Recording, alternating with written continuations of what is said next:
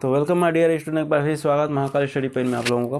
तो आज पढ़ने वाले हैं हम लोग अध्याय 2 का प्रश्नवाली 2 का प्रश्न क्रमांक 4। इसमें क्या है, निम्नलिखित समीकरण निकायों को दिए गए चरों का मान ज्ञात करना है, यानी x और y का मान ज्ञात करना है। ठीक है, इस प्रकार से question x plus y equal to 7 है, x माइनस वाई बराबर -1 है। यहाँ पर क्लियर हो गया। ये हल लिख लेते हैं। हल में क्या लिखते हैं, देखो x plus y equal to आपका 7 है। यहाँ तक क्लियर हो गया। इसको समीकरण 1 दे देता हूँ। यहाँ पर लिख लेता हूँ x minus y equal to -1 है। यहाँ तक क्लियर हो गया। यदि हम इसी को हम प्रतिस्थापन विधि से लगा देते हैं, प्रतिस्थापन विधि से, ठीक है, तो माइनस वाई को इधर पंचांतर करेंगे तो क्या हो जाएगा आपका प्लस वाई हो जाएगा। तो -1 इक्वल टू प्लस वाई। अब इसको क्या रखना है, समीकरण 1 में मान रख देते हैं। ठीक है, x का मान निकल गया। अब x के मान को समीकरण 1 में रखने पर रख देते हैं। तो x बराबर क्या लिखेंगे, -1 प्लस वाई, यहाँ पर पहले से एक वाई था, ठीक है, इक्वल टू आपका 7। यहाँ तक क्लियर हो गया।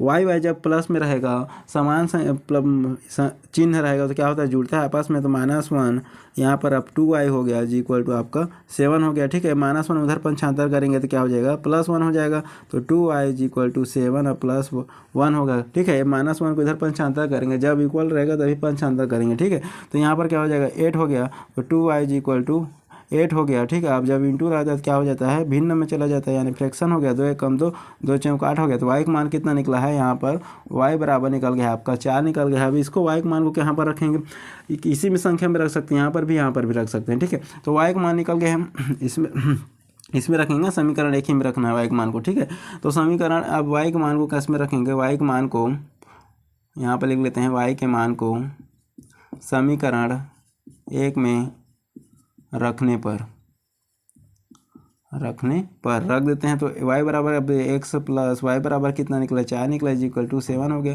तो x बराबर अब देखो +4 को उधर पंचांतर करेंगे तो क्या हो जाएगा, माइनस हो जाएगा। तो -4 हो गया। तो x बराबर क्या निकला है आपका 3 निकला। इस प्रकार से आपका x बराबर निकल गया है 3 और y बराबर निकल गया है 4। ये आपका आंसर। सेकंड क्वेश्चन में क्या है, 2x plus y equal to 8 है और यहाँ पर x minus 2y equal to -1 है। ठीक है, इसको हल लिख लेते हैं। हल लिखने पर इसको क्या है, 2x plus y equal to 8 हो गया। समीकरण 1 दे देते हैं। यहाँ पर x minus 2y equal to -1 है। ठीक, इसको भी प्रतिस्थापन विधि लगा देते हैं। तो इसको क्या करेंगे, x बराबर निकल देते हैं। इसको -2y इधर जाएगा तो क्या हो जाएगा, प्लस हो जाएगा। तो -1 इधर हो गया +2y। ठीक, ये हो गया आपका समीकरण 1 में। अब x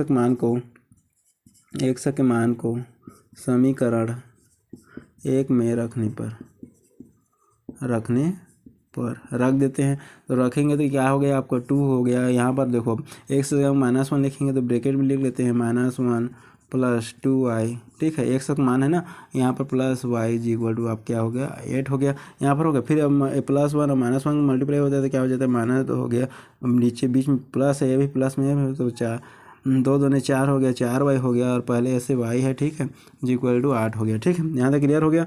अब देखो +4y और प्लस y जुड़ जाएगा तो कितना हो जाएगा, 5y हो जाएगा। ठीक है, तो अब इसको देखो -2 इधर पंचांतर करेंगे तो प्लस हो जाएगा। तो यहाँ पर लिख लेते हैं 5y इक्वल टू 8 प्लस 2, इधर पंचांतर किया ना, इसको -2 को इधर पंचांतर किया, 2 हो गया। ठीक है, तो यहाँ पर लिखेंगे अब 8 2 10 हो गया, 10 हो गया। और यहाँ पर क्या करेंगे, y बराबर ये फ्रैक्शन में चला जाएगा। तो 5 1 5 5 2 10 हो जाएगा। y का मान निकल गया है आपका 2 निकल गया है। y का मान निकल गया है। तो y के मान को किस में रखेंगे, समीकरण 1 में रखेंगे। ठीक है, तो y के मान को समीकरण 1 में दोनों में रखेंगे तब भी आ जाएगा। 1 में रखने पर y के मान को रख देते हैं। y जहाँ पर है वहाँ पर क्या लिखेंगे, 2 लिखेंगे। ठीक है, तो यहाँ पर 2x y की जगह हम 2 लिखेंगे। ठीक है, प्लस लिखेंगे बीच में इक्वल टू 8 हो गया। तो यहाँ पर क्या हो गया, 2x। अब देखो +2 को उधर पंचांतर करेंगे तो माइनस हो जाएगा, -2 हो गया। तो 2x बराबर क्या हो जाएगा, +6 हो जाएगा, क्योंकि बड़े संख्या में क्या है, प्लस है। यहाँ तक क्लियर हो गया, प्लस है। तो अब क्या लिखेंगे, x बराबर अब फ्रैक्शन में चला जाएगा तो क्या हो जाएगा, 2 1 कम 2 2 3 6 हो गया। तो x बराबर कितना निकल गया, 3 निकल गया है और y बराबर कितना निकल गया है, 2। ये आपका आंसर। अब देखते हैं इसके बाद। हाँ, तो डियर स्टूडेंट, थर्ड क्वेश्चन में क्या है, देखो थर्ड क्वेश्चन में देखना है। यहाँ पर लिख लेता हूँ हल। थर्ड क्वेश्चन में देखो 4x plus 3y equal to आपका 5 है। समीकरण 1 दे देता हूँ। उसके बाद है 2x minus y is equal to 2 हो गया, ठीक है। इसको पंचांतर कर देते हैं, 2x minus y is equal to, अब देखो माइनस वाई उधर पंचांतर करेंगे तो क्या हो जाएगा, प्लस हो जाएगा, तो प्लस वाई हो गया। यहाँ तक क्लियर है। अब इंटू में है, ठीक है, तो x बराबर क्या लिखेंगे, 2 प्लस वाई बटे 2 आ गया, x का मान है, ठीक है। तो x मान को समीकरण 1 में रखने पर x के मान को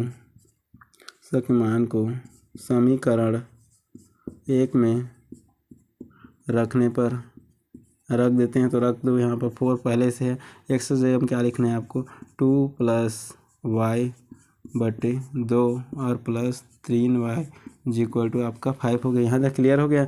अब इसको देखो यहीं पर हम इसको, अब इंटू में है, जब इंटू रहेगा तो इसको हम घटा सकते हैं, देखो तो कटा सकते हैं, 2 एक कम 2 दूनी 4 हो गया, 2 एक कम 2 हो गया, कैंसिल हो गया, ठीक है। तो इसको आप क्या लिख सकते हैं हम, 2 एक बार लिख लेता हूँ, फिर plus y is equal to plus 3y, ठीक है, इज इक्वल टू आपको 5 हो गया।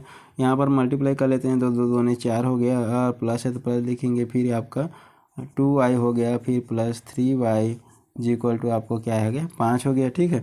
अब इधर पंचांतर करेंगे तो क्या हो जाएगा आपको, a माइनस हो जाएगा, यहाँ पर 3 2 5 हो गया, 5y जी इक्वल टू आपको देखो इधर पंचांतर करेंगे तो 5 और 4 में 1 गया, ठीक है। तो यह आपका y बराबर, यहाँ पर 1 बच जाएगा, ठीक है, y बराबर 1/5 निकल गया, ये बट्टे में चला जाएगा, अब इंटू है तो बट्टे में आ गया, ठीक है। तो अब इसको y के मान को समीकरण 1 में रखने पर, y के मान को समीकरण 1 में रखने पर रख देते हैं, तो 1 पर क्या है, ठीक है, 4x, आप केवल y के मान को रखना ना, तो यहाँ पर 3 पहले से, तो y बराबर क्या लिखेंगे, 1/5 हो गया जी इक्वल टू 5 हो गया, ठीक है। ये हो गया आपका 4x प्लस यहाँ पर आपका 3/5 हो गया जी इक्वल टू 5 हो गया। यहाँ तक क्लियर है। अब यहाँ पर मुन्ना हो गया, मुन्नी हो गया, दोनों एलसीएम कितना आ जाएगा, दोनों का 5 आ जाएगा, ठीक है। अब देखो यहाँ पर एक व्यक्ति को अगर 5 रुपये दिया जाएगा, पूरा 5 मिल जाता है, तो 5 मिल गया है, तो 5 मल्टीप्लाई करेंगे, भागफल 5 निकला, तो 5 चौक 20 हो गया, तो 20x हो गया, प्लस 20 में प्लस है तो प्लस लिखेंगे, यहाँ पर 3 है तो इज इक्वल टू 5 हो गया।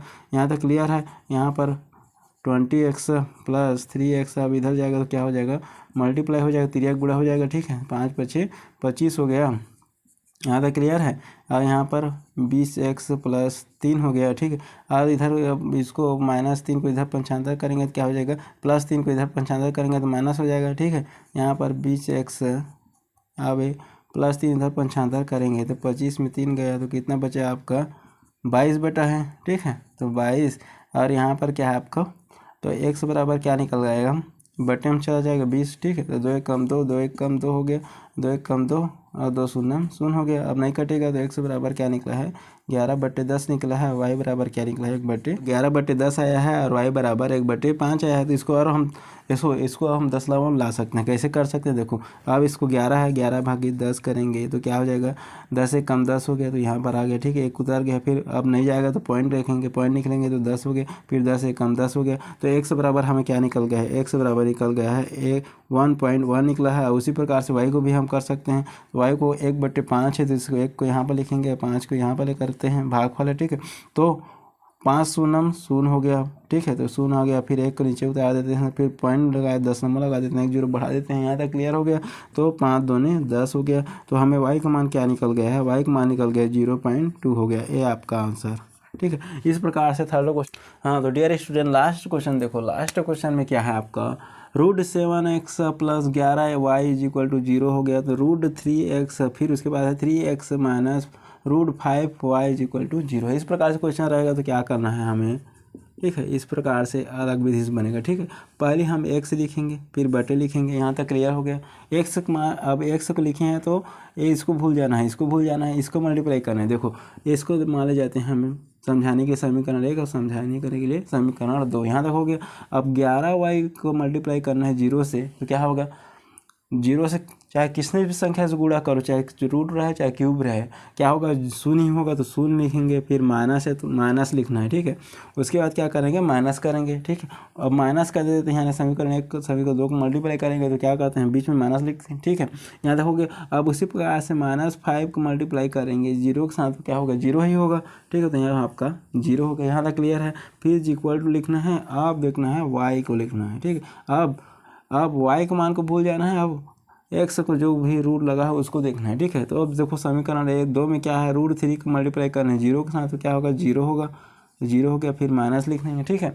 उसके बाद √7x का मान किसके करेंगे, जीरो के साथ करेंगे तो जीरो हो जाएगा, ठीक है। अब क्या करना है, 1 का मल्टीप्लाई करना है, 1/, अब लिखना है, ठीक है। अब देखो ए में जो भी मान रहेगा स्टार्टिंग में उसको क्या करेंगे, मल्टीप्लाई करेंगे किसके साथ में, इन रूट मल्टीप्लाई करना है, माइनस एक्स वाई को अब नहीं लिखना है ना, -√5 से करना है, तो यहाँ पर लिख लेते हैं √7 मल्टीप्लाई, ठीक है, मल्टीप्लाई करेंगे फिर क्या है -√5 से। यहाँ तक क्लियर हो गया।